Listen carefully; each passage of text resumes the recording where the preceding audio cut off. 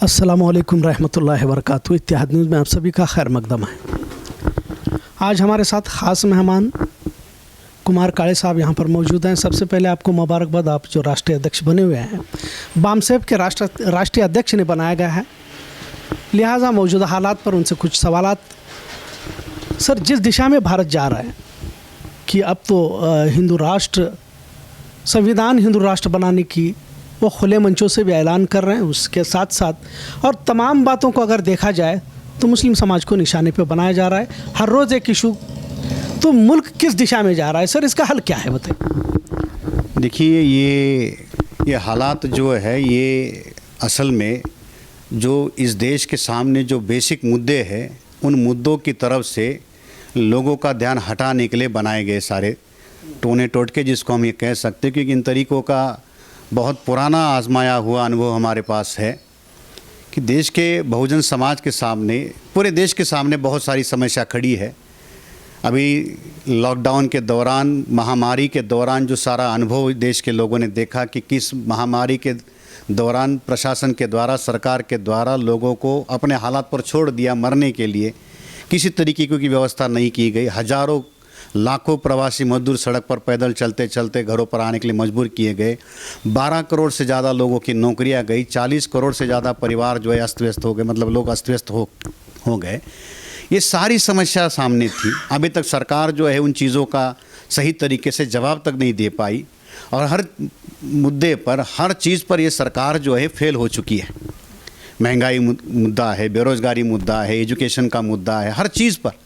अब इन सारे मुद्दों के समाधान का दावा कर कर इन्होंने चुनाव लड़ा था और लोगों से वोट मांगे थे। लोगों ने भी इन्हीं मुद्दों से परेशान होकर उनको सत्ता में लाया था, मगर 8 साल से ज़्यादा समय हो गया, इनमें से किसी मुद्दों का उन्होंने समाधान नहीं किया। अब चूंकि इन मुद्दों से लोगों का ध्यान हटकाने के लिए लगातार केंद्र सरकार के द्वारा नॉन इश्यूज़ को इशू बनाकर लोगों के सामने रखाया जा रहा है ताकि लोगों को डाइवर्ट किया जा सके। इसके पीछे ये बेसिक की जड़ है।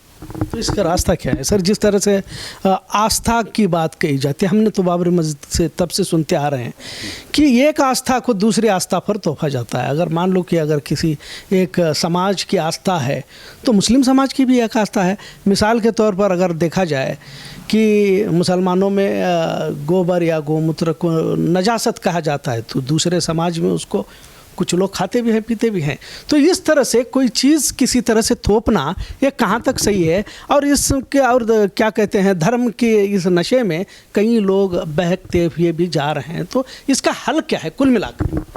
देखिए, भारत एक सेकुलर स्टेट के तौर पर बनाया गया और भारत को बनाते समय, संविधान बनाते समय भी इन बातों के ऊपर बहुत ज़्यादा विस्तार से चर्चा भी हुई और ये कहा गया कि राष्ट्र के अंदर जो नागरिक है वो अपनी आस्थाओं को, विश्वासों को कायम रखकर भी राष्ट्र निर्माण का काम कर सकते और किसी की भी कोई व्यक्तिगत आस्था जो है, उस आस्था में किसी दूसरे को अवरोध निर्माण करने का अधिकार नहीं दिया जा सकता। मगर चूंकि भारत की राजनीति धर्म के आधार पर बनाने का शुरू से लेकर, हम देखें जो आज़ादी के आंदोलन के नाम पर भी जो देखा गया, उस समय से लेकर ये सारी चीज़ें चलती रही और धार्मिक ध्रुवीकरण के आधार पर वोटों को या अपनी शक्ति को निर्माण करने का तरीका यहाँ के शासक वर्ग के द्वारा अपनाया गया। चूँकि यहाँ का शासक वर्ग ब्राह्मण अल्पसंख्यक है और अपनी संख्या के बलबूते पर इतने बड़े लोकतंत्र को चला नहीं सकता, वो किसी भी तरीके से शासक नहीं बन सकता। तो उसके सामने एक ही तरीका है कि इस देश के अंदर सांप्रदायिकता का माहौल खड़ा किया जाए, धार्मिकता का माहौल खड़ा किया जाए और उस धार्मिकता के आधार पर ही वो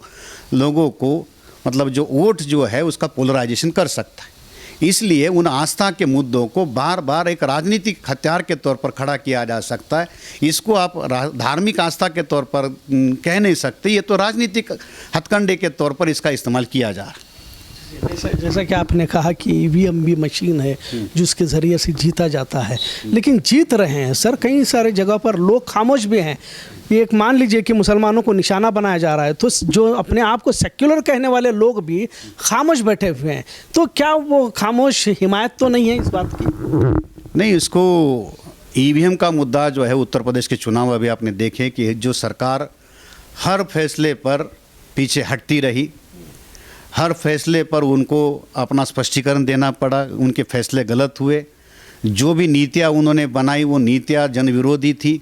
उसके बावजूद भी वो इतनी बड़ी संख्या में उत्तर प्रदेश का विधानसभा का चुनाव जीतना अपने आप में चुनाव की प्रक्रिया पर सवाल खड़ने वाली बात है। 13 महीने से ज़्यादा का किसानों का आंदोलन चला, 700 से ज़्यादा किसान शहीद हुए। पूरे किसानों के अंदर सरकार की विरोध में बहुत बड़े पैमाने पर जनविरोध होता।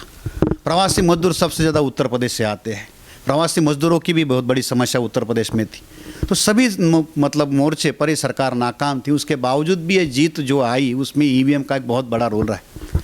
अब चूंकि मीडिया और न्यायपालिका, कार्यपालिका, चुनाव आयोग सारे इन चीज़ों को लेकर एक दूसरे को हम ये कहें कि ये गठजोड़ बनाकर इन चीज़ों में शामिल होने की वजह से इस बात की जो गंभीरता या इस बात की व्यापकता लोगों के सामने नहीं आई। इस वजह से मामला शुरू से दबाने में वो कामयाब होते रहे। चुनाव आयोग निष्पक्ष चुनाव की बात कहता रहा, मगर उसमें हर जगह पर वो फेल होता गया। ईवीएम मशीन्स दूसरी जगह पर पाई गई। आनंद फानन में 2-3 अधिकारियों को सस्पेंड करने का काम हुआ, मगर बहुत सारे ऐसे जो मामले ईवीएम मशीन के सामने आए थे, चुनाव आयोग ने उसके ऊपर किसी तरीके से गंभीरता से बिल्कुल सही कहा सर आपने। इंतज़ाम या आदलिया तमाम एडमिनिस्ट्रेशन पूरा जो है एक सिस्टम, और अगर कोई नहीं मानता, अगर सत्ता से सवाल करता है, सत्ता के विरोध में कोई बोलता है तो इसके पीछे सरकारी एजेंसियां लगा दी जाती, ईडी वगैरह। लेकिन इन तमाम का हल क्या है फिर सर? अब ये तो ईवीएम आपके कहने से, आप भी कई सालों से आप इस मुहिम में लगे हुए हैं, इस तहरीक में लगे हुए हैं कि ईवीएम हटाओ, लेकिन कोई आपकी बात भी तो नहीं सुनने को तैयार। आखिर इसका हल क्या है? देखिए, सुप्रीम कोर्ट के अंदर ईवीएम को लेकर बहुत सारे मुद्दे खड़े हुए हैं।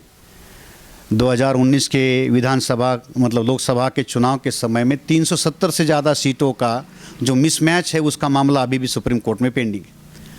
सुप्रीम कोर्ट को या न्यायपालिका को लोकतंत्र के समर्थन में हमेशा अपनी भूमिका लेनी चाहिए, संविधान के समक्ष में उसके समर्थन में अपनी भूमिका रखनी चाहिए। मगर चूँकि न्यायपालिका भी एक अपना चरित्र बना हुआ है और न्याय के पक्ष में कम है और व्यवस्था के समर्थन में वो खड़ी ज़्यादा रहती है, इस वजह से बहुत सारे ऐसे मुद्दे पर न्यायपालिका पहल करके इन चीज़ों को रोक सकती है। जैसे अभी ये जो सारा मामला, जिन मुद्दों को आपने उठाया, न्यायपालिका इसमें सख्ती से अपना रवैया अपनाकर राज्य सरकारों को, केंद्र सरकारों को फटकार लगा सकती है।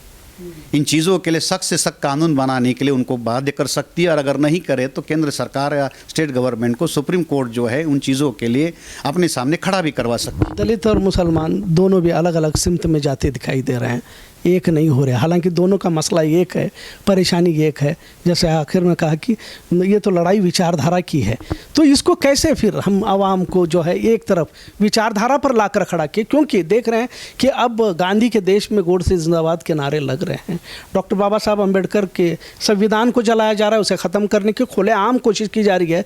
हिंदू राष्ट्र संविधान का जो है किताब तक उन्होंने जो है धर्म संसद में दिखाई। इसका हल क्या हो सकता है? आखिरी सवाल जो है ये आप उसका जवाब दीजिए। अब जो आप ये कह रहे हैं कि हिंदू संविधान या हिंदू राष्ट्र घोषित करने की बात है, तो ये बात जो है ये SC ST BC के लोगों को गुमराह करने के लिए प्रोपेगेंडा किया जा रहा है। हिंदू के नाम पर कोई राष्ट्र या कोई प्रक्रिया बनाने का संघ परिवार का या ब्राह्मणों का कोई एजेंडा नहीं है। हिंदू के नाम पर ब्राह्मण को स्थापित करने की या ब्राह्मण राज लाने की बात चल रही है। प्रचार में हिंदू राष्ट्र लाया जा रहा है, अमल जो है वो ब्राह्मणों के अधिकारों के लिए या ब्राह्मणों को स्थापित करने की बात की जा रही है। अपने राम मंदिर की कमेटी देखी होगी, कितने उसमें SC ST BC के लोग हैं। ब्यूरोक्रेसी को उठा कर देख लीजिए, जुडिशरी को उठा कर देख लीजिए, जहाँ कहीं भी ये सारी चीज़ें आप दिखाई देगी तो वहाँ जिनको वो हिंदू कहते हैं SC ST BC के लोग आपको कहीं नहीं मिलेंगे। तो ये हिंदू राष्ट्र या हिंदू संविधान बनाने की जो बात है वो SC ST BC के अंदर झूठा प्रोपेगेंडा करने की बात है।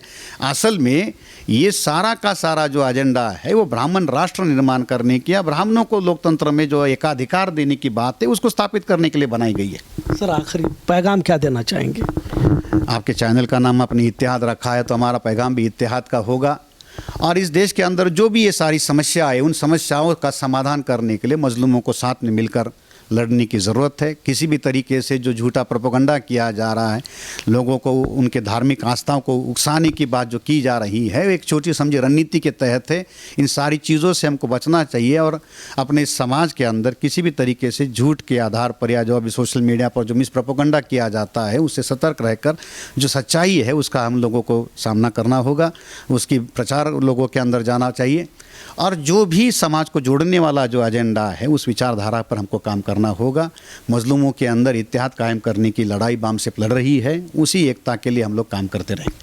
बहुत बहुत शुक्रिया। ये थे कुमार काले साहब, राष्ट्रीय अध्यक्ष बाम से उन्होंने बहुत ही साफ लफ्ज़ों में बताया कि तमाम मज़लूमों को एक होकर इस जंग को लड़ना है और तमाम को एक होकर लड़ने से ही हम ये परिवर्तन ला सकते हैं। उम्मीद करते हैं कुमार काळे साहब का पैगाम तमाम आवाम ने सुना होगा और अमल करने की कोशिश करेंगे।